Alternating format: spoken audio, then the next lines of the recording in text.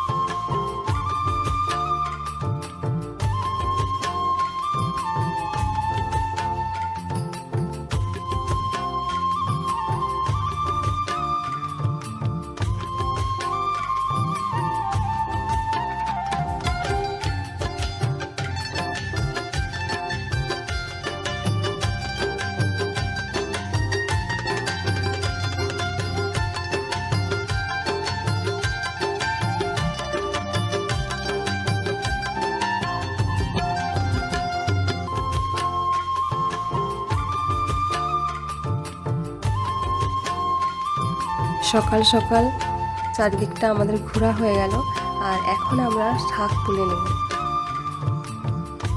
আর এখন শাকটা তুলতে খুব ভালো লাগে, সকালবেলায় হালকা শিশির থাকে।